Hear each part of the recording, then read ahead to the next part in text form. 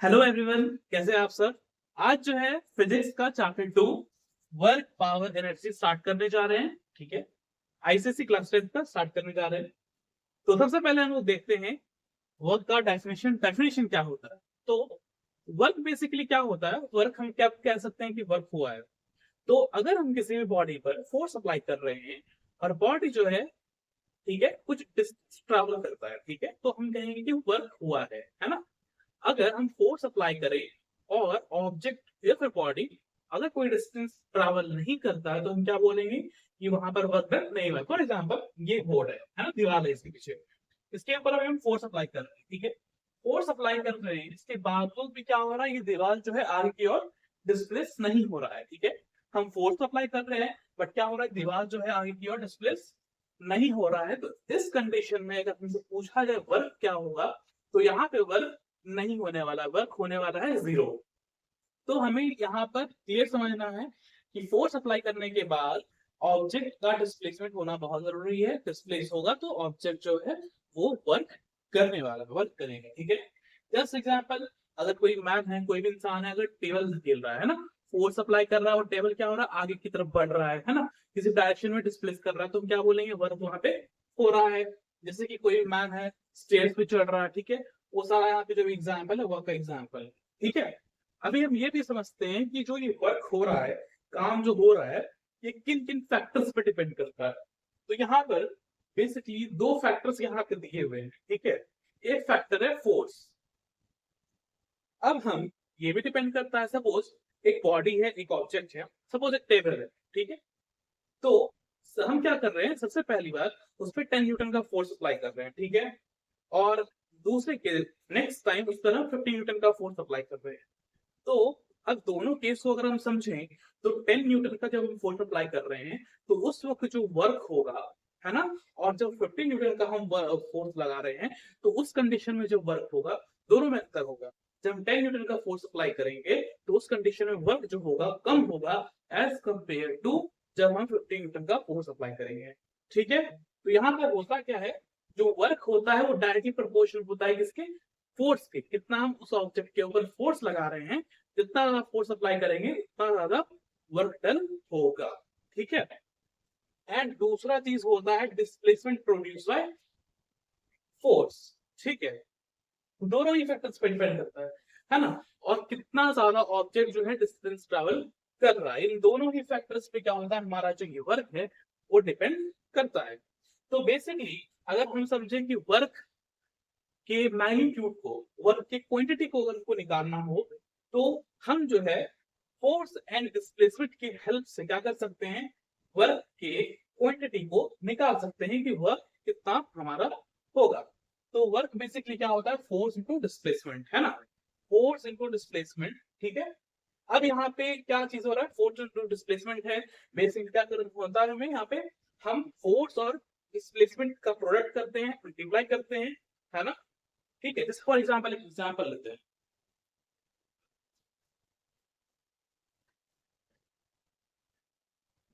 Suppose कोई एक body है, ये पोजीशन ए है, इस पे फोर्स लग रहा है, ठीक है, 10 न्यूटन का हम फोर्स के ऊपर अप्लाई कर रहे हैं, ठीक है।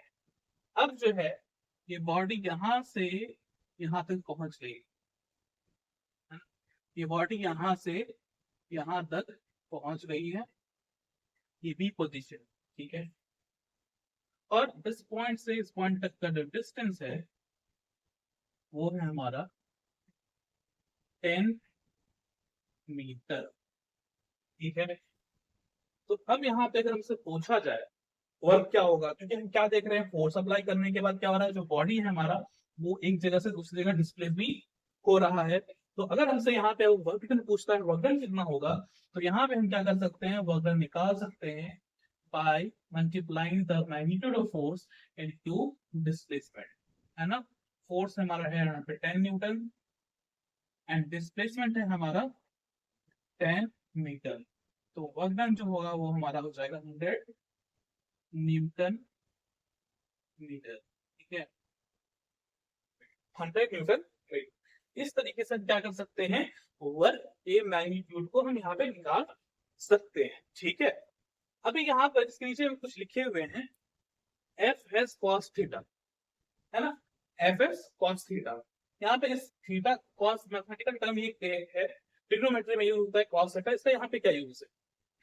तो इन द केस बहुत सारा ऐसा केस होता है जिस डायरेक्शन में हम फोर्स अप्लाई कर रहे होते हैं उस डायरेक्शन में ऑब्जेक्ट मूव नहीं करता है। ठीक है, ऐसे बहुत सारे केसेस होते हैं जब फोर्स अप्लाई कर रहे हैं किसी डायरेक्शन में और जो डिस्प्लेसमेंट होता है ऑब्जेक्ट का वो उस डायरेक्शन में नहीं होता है, जब तब हमें इस चीज का जरूरत पड़ता है। ठीक है, उसको भी हम लोग समझते हैं क्या हो।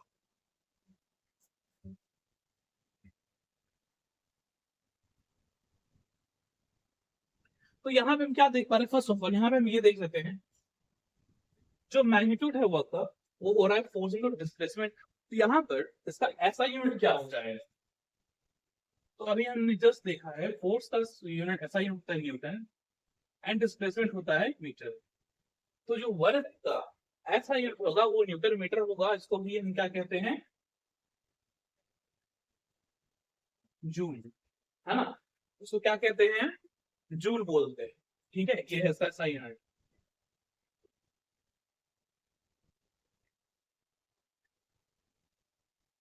ऐसा यूनिट ऐसा जूल।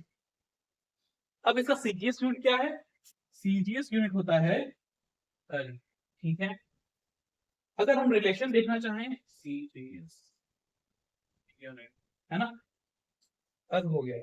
अगर हम रिलेशन देखना चाहें जूल और अर्ग में क्या रिलेशन है, तो यहाँ पर हम देख सकते हैं जो 1 जूल क्वांटिटी होता है ना, जो 1 जूल क्वांटिटी होता है, तो इसमें हम क्या जान रहे हैं, इसमें होता क्या है, इसमें बेसिकली होता है न्यूटन मीटर होता है ना, जिसको हम जूल बोलते हैं।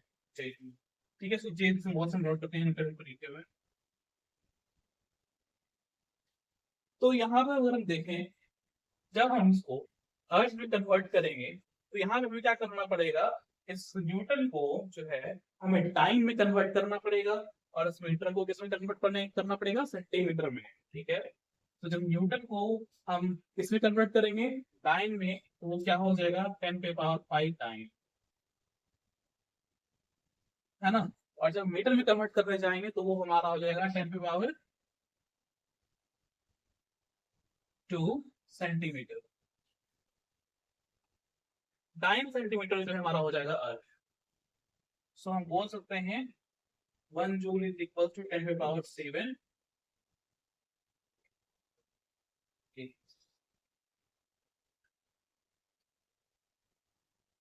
ठीक है, ये चीज यहाँ पर। अब हम इस टर्म को समझेंगे कि जो ऑब्जेक्ट पे हम फोर्स अप्लाई कर रहे हैं, जब ऑब्जेक्ट उस डायरेक्शन में डिस्प्लेसमेंट ना करे, है ना, तो उस कंडीशन में अगर हमें वर्क निकालना हो तो उस कंडीशन में वर्क कैसे निकालते हैं, उस चीज को सबसे पहले मैं यहाँ समझेंगे। तो इसको पहले हटाते हैं यहाँ पे, आगे चलते हैं।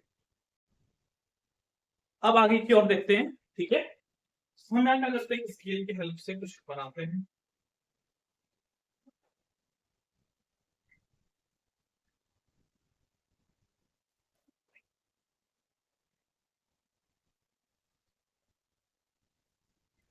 यहाँ पे हम क्या देख रहे हैं, एक हमारा यहाँ पे एक ऑब्जेक्ट रखा हुआ है। ठीक है, जो ऑब्जेक्ट है इसके ऊपर फोर्स जो है इस डायरेक्शन में लग रहा है और जो ऑब्जेक्ट है वो इधर की ओर डिस्प्लेस कर रहा है। फोर्स जो है इस डायरेक्शन में लग रहा है और डिस्प्लेसमेंट जो हो रहा है आई की ओर हो रहा है। तो यहाँ हम क्या देख रहे हैं, जो फोर्स और डिस्प्लेसमेंट डिस्प्लेसमेंट जो हो रहा है बॉडी का और जो फोर्स ऑब्जेक्ट के ऊपर अप्लाई हो रहा है दोनों एक डायरेक्शन में नहीं हो रहा है, दोनों के बीच में क्या हो रहा है, यहाँ पे एंगल बन जा रहा है।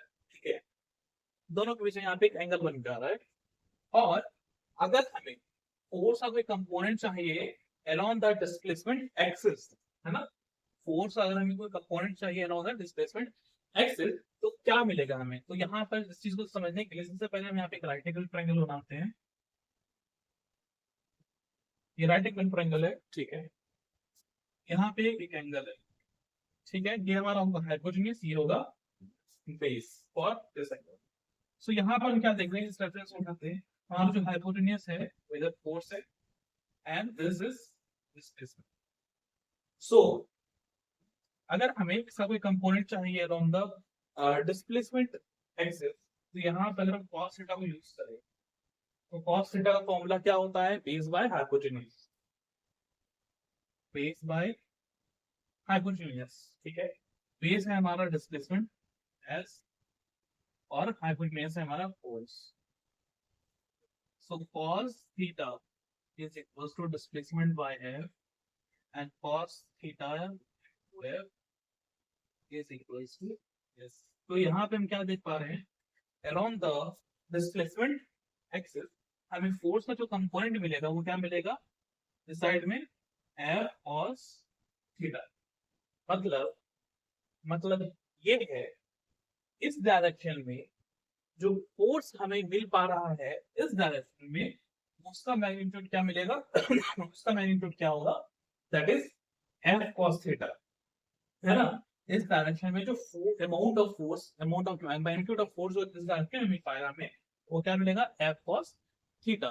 तो अब यहाँ पे अगर हमें वर्क निकालना हो कि इस ऑब्जेक्ट पे कितना वर्क लग रहा है, इतना इस ऑब्जेक्ट के द्वारा जो है वर्क कितना हो रहा है, तो यहाँ हो जाएगा f cos theta that is fs cos theta, ठीक है। ये चीज यहाँ पे दिख रहा है, ठीक है। अब ये जो एंगल है थीटा, इसका अलग अलग वैल्यू होता है, ठीक है। जैसे cos 0 जो होता है, cos 0 उसका वैल्यू होता है 1, है ना। cos 0 का वैल्यू होता है 1, cos 30 का वैल्यू होता है √3/2, cos 60 का वैल्यू होता है हाफ, cos 90 का वैल्यू होता है 0। ये वैल्यू यहाँ पर ट्रिग्नोमेट्री चैप्टर में हम लोग मैथ्स में पढ़े हुए होंगे क्लास 9 में भी, तो ये यहाँ पे वैल्यू दिया हुआ है, ठीक है। हाँ, अगर सपोज यहाँ पे क्या हो, है ना, सपोज यहाँ पे क्या हो, फॉर एग्जाम्पल एक कूली होता है ना, कूली क्या करता है, सामान को क्या करता है, अपनी सर पे रखता है, सर पे रख के जब वो आगे की ओर ऐसे चल रहा हो, है ना, जब वो ऐसे चल रहा हो, इस डायरेक्शन में फोर्स किधर की ओर लगा रहा है, ऊपर की डायरेक्शन में फोर्स लगा रहा है, और चल किस तरफ रहा है, आगे की तरफ चल रहा है ना। तो फोर्स ऊपर की तरफ लग रहा है और चल वो आगे की तरफ रहा है, इसका मतलब फोर्स किधर लग रहा है, फोर्स ऊपर की डायरेक्शन की ओर लग रहा है ना, और डिस्प्लेसमेंट किधर हो रहा है, इस डायरेक्शन में हो रहा है, फोर्स ऊपर की ओर लग रहा है एंड डिस्प्लेसमेंट जो है इधर की ओर हो रहा है।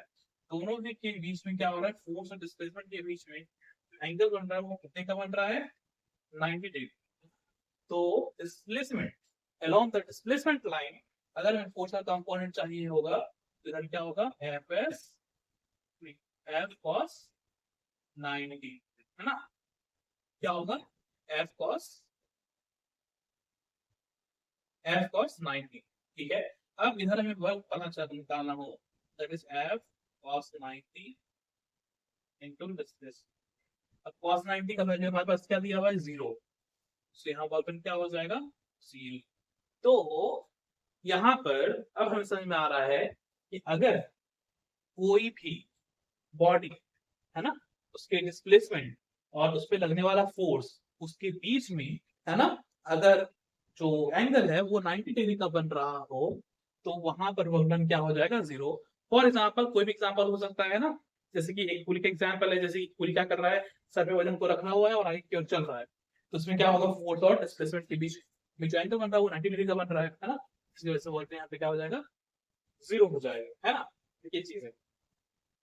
एक आते हैं, देखते हैं कि अगर फोर्स जिस डायरेक्शन में लग रहा है, अगर ऑब्जेक्ट का उस डायरेक्शन में डिस्प्लेसमेंट ना हो कि डिफरेंट डायरेक्शन में डिस्प्लेसमेंट हो, तो उस कंडीशन में वर्क कैसा होगा, उस कंडीशन में वर्क कैसा होगा, ये चीज क्लियर है। तो थोड़ा सा क्लियर करते हैं यहाँ से।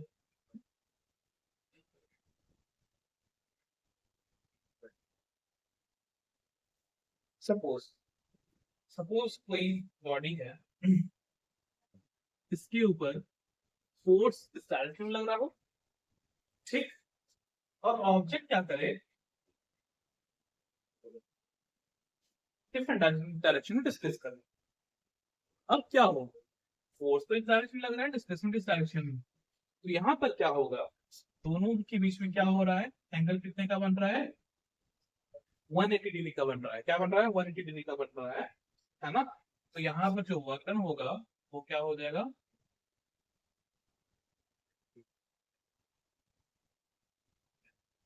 cos थीटा जो है दैट इज cos 180, और cos 180 का जो वैल्यू होता है -1, -1 होता है, जिसकी वजह से प्रॉब्लम यहाँ पे क्या आएगा, निगेटिव, है ना। क्या आएगा, निगेटिव एफ एस।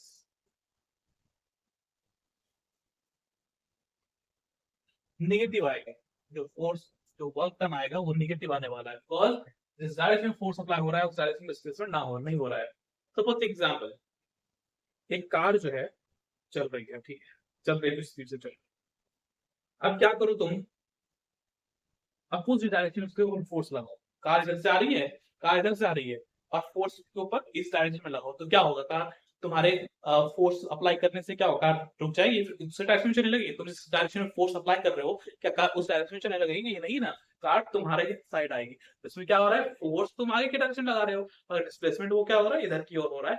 इस कंडीशन में क्या हो रहा है, फोर्स और डिस्प्लेसमेंट जो हो रहा है दोनों डिफरेंट डायरेक्शंस में हो रहा है, जिसकी वजह से यहाँ पे जो वर्क डन होगा वो क्या होगा, निगेटिव होने वाला है। ये केस ये भी है, अगर फोर्स और डिस्प्लेसमेंट दोनों का डायरेक्शन सेम हो तो उस कंडीशन में क्या होगा, जो कॉस का वैल्यू होगा वहां पे क्या हो जाएगा, 0 हो जाएगा, है ना। बिकॉज क्या हो रहा है, फोर्स और डिस्प्लेसमेंट के बीच में कोई भी जो है वो दोनों सेम डायरेक्शन में, मतलब फोर्स भी सेम डायरेक्शन लग रहा है, डिस्प्लेसमेंट भी ऑब्जेक्ट का क्या हो रहा है, सेम डायरेक्शन लग रहा है, जिसकी वजह से क्या होगा, जो वर्क डन होगा वो हमारा पॉजिटिव एफएस आएगा। ठीक है, उसको देखते हैं आगे।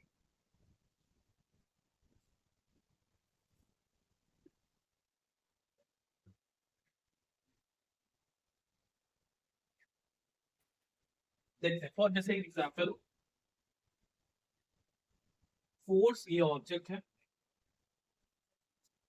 अब ये ऑब्जेक्ट है, इसके ऊपर फोर्स जो है इस डायरेक्शन में लग रहा है ना।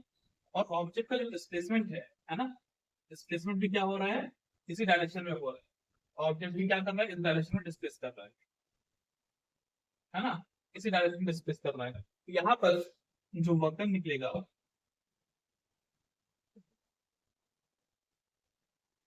cos 0, cos 0 का जो वैल्यू होता है वो होता है 1, है ना।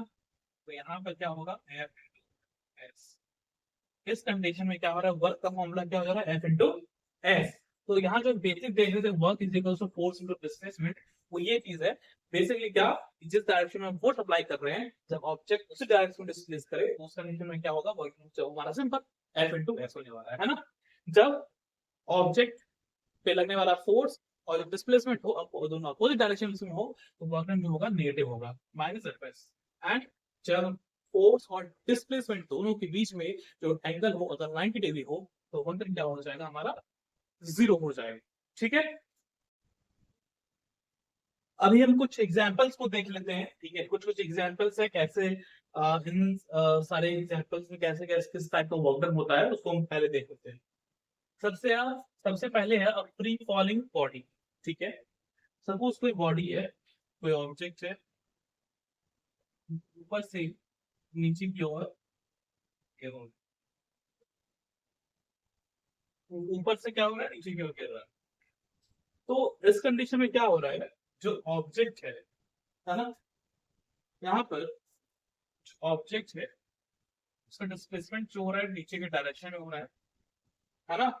और ऑब्जेक्ट का समथिंग कुछ मास होगा, है ना, और ग्रेविटी जो है नीचे के डायरेक्शन में लगता है। तो यहाँ पर क्या हो रहा है, हम ये देख रहे हैं कि जो वेट वेट एक्चुअली में जो एक फोर्स है वो भी नीचे की तरफ लग रहा है, बिकॉज ऑफ ग्रेविटी। फोर्स में क्या हो रहा है, फोर्स का जो डायरेक्शन है यहाँ पे, है ना, वेट जो फोर्स है वो भी क्या हो रहा है, नीचे की तरफ लग रहा है। और जो डिस्प्लेसमेंट हो रहा है बॉडी का वो भी क्या हो रहा है, नीचे की ही तरफ हो रहा है। तो इस कंडीशन में जो वर्क डन होगा यहाँ पे, है ना, वो क्या हो जाएगा, एफ इंटू एस। और हम क्या देख रहे हैं यहाँ पे, यहाँ पर हम ये देख पा रहे हैं कि जी cos थीटा, यहाँ पे cos जो है वो 0 डिग्री है, बिकॉज फोर्स एंड डिस्प्लेसमेंट के बीच का जो एंगल है वो 0 डिग्री है, सो एफ एस यहाँ पे हो जाएगा W is equals to F S, है ना। अब फोर्स यहाँ पे क्या है, वेट। सो हम लिख सकते हैं यहाँ पर जो वर्क डन होगा वो क्या हो जाएगा, एम जी, और डिस्प्लेसमेंट है मान लीजिए हाइट होगा, है ना, सपोज इसका है एच, तो जो डिस्प्लेसमेंट हुआ है बॉडी के द्वारा, तो कितना डिस्प्लेसमेंट हुआ है, एच डिस्टेंस डिस्प्लेस, है ना। तो यहाँ पर जो वर्क हुआ है वो क्या हुआ है, एम जी एच, है ना। वर्क क्या हुआ है, एम जी एच, यहाँ पर देख पा रहे हैं जो वेट है बॉडी का वो एच हो गया, और जो डिस्प्लेसमेंट है ना, वो एच डिस्टेंस को ट्रेवल किया है नीचे की तरफ टुवर्ड्स द ग्राउंड। सो यहाँ पर जो हमारा वर्क आया है वो आया है एम जी एच, ठीक है। एक केस था फ्री फॉलिंग बॉडी। दूसरा केस देखते हैं, coolie lifting a bag on his head. एक कूली है, इंसान है, वो क्या कर रहा है, अपने सर पे कोई बैग लिफ्ट किए हुए, है ना, एक बैग को ये किए हुए क्या हो रहा है, आगे की ओर बढ़ रहा है। तो यहाँ पर हम क्या देखेंगे, फोर्स यहाँ पे क्या हो रहा है, ऊपर के डायरेक्शन में लग रहा है ना, और डिस्प्लेसमेंट क्या हो रहा है, इधर के डायरेक्शन में हो रहा है। तो इसकी वजह से दोनों के बीच में जो एंगल बन रहा है वो 90 डिग्री का बन रहा है। तो यहाँ पर जो वर्क आएगा वो एफ एस कॉस 90 होगा, जिसकी वजह से जो वर्क होगा यहाँ पे जीरो होगा, क्योंकि हमें पता है कॉस 90 का वैल्यू जीरो होता है, इसकी वजह से जीरो का जो प्रोडक्ट हो जाएगा वो जीरो होता है। तो इस केस में जो हमारा वर्क जीरो, है ना। सपोज कोई बॉडी है सर्कुलर पाथ में मूव कर रहा है, कोई बॉडी सर्कुलर पाथ में मूव कर रहा है, ठीक है।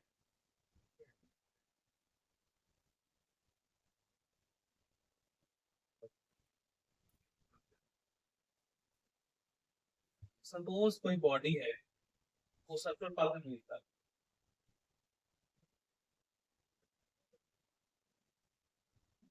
है ना।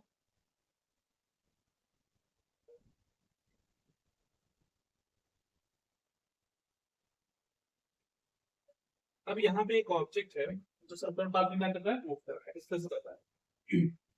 सो अब यहाँ पे ये जो सर्कुलर पाथ में डिस्प्लेस कर रहा है, तो अब यहाँ पे देखेंगे कि इसके द्वारा वॉल्यूम कितना होता है, बीच में हमारा सेंटर, ठीक है। तो हमें पता है, क्या पता है, हम प्रीवियस क्लास में पढ़ चुके हैं, इस ऑब्जेक्ट के ऊपर एक फोर्स लग रहा है towards the centre, that is centripetal force, है ना। एंड ऑब्जेक्ट का जो मूवमेंट है वो किस डायरेक्शन में है, इस डायरेक्शन, डिस्प्लेसमेंट क्या है, इस डायरेक्शन में है। इस पॉइंट के बारे में बात करते हैं, तो इस पॉइंट पे क्या हो रहा है, जो हमारा फोर्स है वो इस डायरेक्शन में लग रहा है, और डिस्प्लेसमेंट जो है हमारा आगे की तरफ हो रहा है। अगर सपोज ऑब्जेक्ट यहाँ पर हो, यहाँ पर है,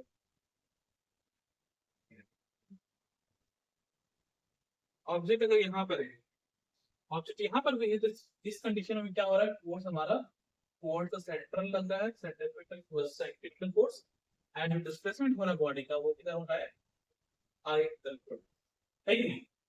ये चीज है, कोई भी पोजिशन अगर हम ले, कोई भी पोजिशन, ठीक है, कोई भी पोजिशन पे लेते हैं हम, तो ऑब्जेक्ट यहाँ पे है, ठीक है। तो इस कंडीशन में क्या हो रहा है, इस कंडीशन में भी जो हमारा फोर्स है, इस कंडीशन में फोर्स हमारा टुवर्ड्स सेंटर ही लग रहा है, और डिस्प्लेसमेंट है वो आगे की तरफ पर।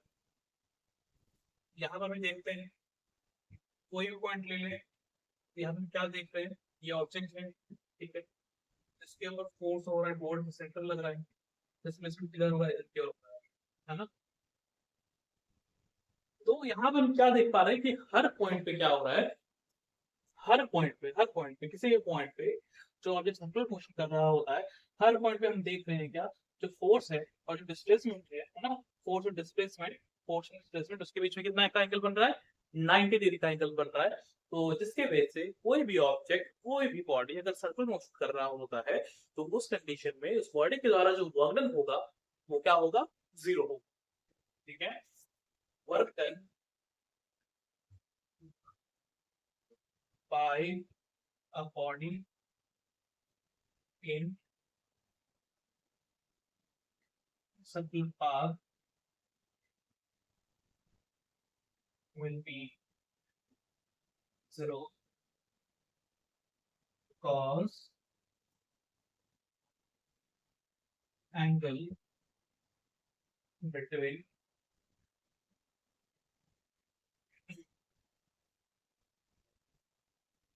Direction of force and direction of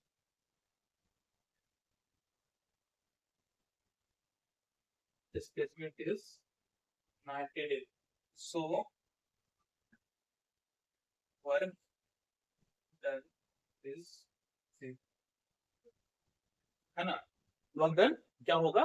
zero होगा, बिकॉज जो एंगल है वो 90 है एंड cos 90 का वैल्यू जीरो होता है. सो W is equals to F as cos 90 and cos 90 is zero. So work done will be zero. ठीक है? ये था हमारा केस किसका? Body moving in a simple path. अब एक और केस देखते हैं, work done by a force of work done by force of friction on a body. Force of friction की वजह से किसी भी ऑब्जेक्ट के ऊपर जो फोर्स लगता है फ्रिक्शन की वजह से, उस कंडीशन में वर्क डन कैसा हो. ठीक है, उस कंडीशन को चेक करते हैं.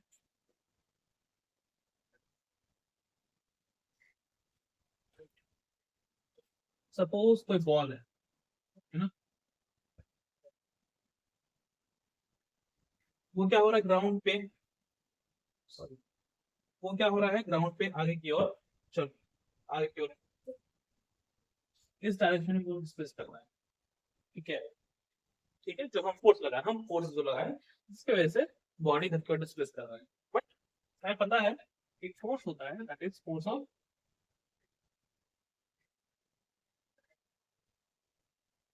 फ्रिक्शन.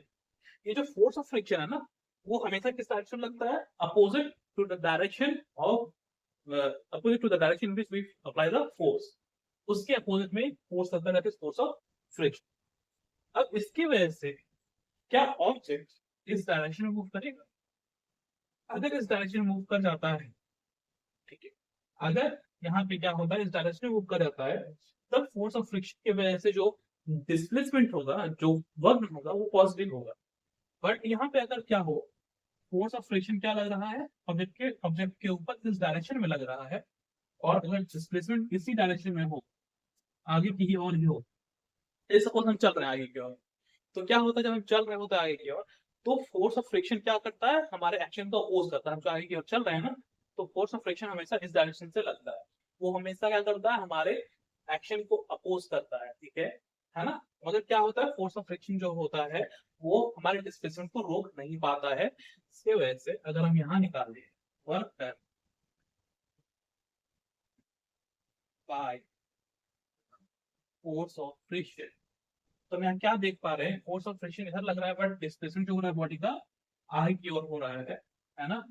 तो यहाँ पर जो force of friction, work done by force of friction जो मिलेगा, एफ एस cos 180, cos 180 का वैल्यू जो होता है -1 होता है ना? जिसके वजह से हमारा जो वर्क डन होगा वो यहाँ पे क्या आने वाला है? इस कंडीशन में नेगेटिव आना है. ठीक है, ये चीज यहाँ पे इतना समझ क्लियर है. आगे के वीडियो में हम लोग डिस्कस करेंगे पावर क्या होता है. ठीक है, आज यहीं तक रहने देते हैं.